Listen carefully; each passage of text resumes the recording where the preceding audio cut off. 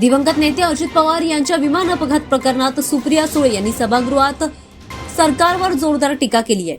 अजित पवार यांच्या निधनाला 2 महिने उलटून सुद्धा तपास अद्याप कोणत्याही निष्कर्षापर्यंत पोहोचला नसल्याचं त्यांनी म्हटलंय आणि त्यांनी यावर संताप व्यक्त केलाय।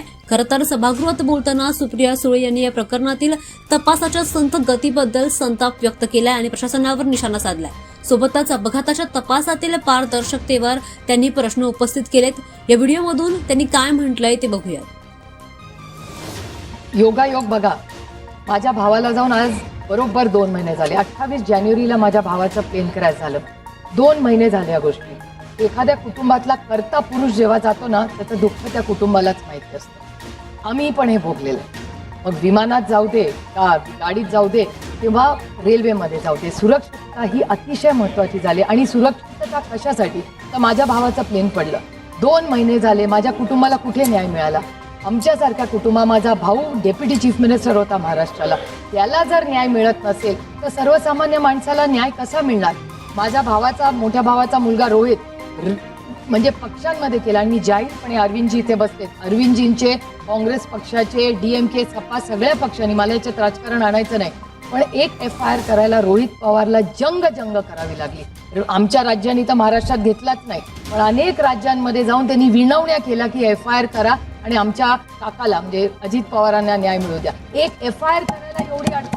आणि जर या देशाचे डेप्युटी चीफ मिनिस्टरची जेव्हा एवढा मोठा ऍक्सिडेंट होतो त्याचा FIR होत नाही, तर सामान्य माणसांनी जायचं कुठे?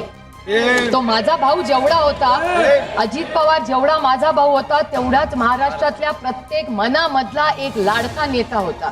तर आज एवढ्या मोठ्या नेत्याचा एवढा मोठा ऍक्सिडेंट झाल्यावर इन्क्वायरी व्हायला नको? माझी विनम्र हात जोडून महाराष्ट्र आणि भारत सरकारच्या एवढीच विनंती आहे की पारदर्शक इन्क्वायरी व्हावी सगळ्याच ऍक्सिडेंटची।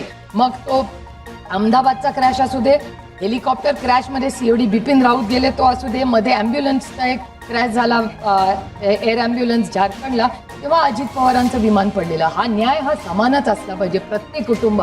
मग तिथली तो पायलट असेल, माझा दादा असेल, किंवा त्या ज्या महिला विमानात होत्या त्या सगळ्या असतील, ह्या सगळ्यांना न्याय मिळाला पाहिजे। ती स्टुअर्डेस होती तिथे, ती एक यंग मुलगी होती, तिला न्याय मिळाला नको?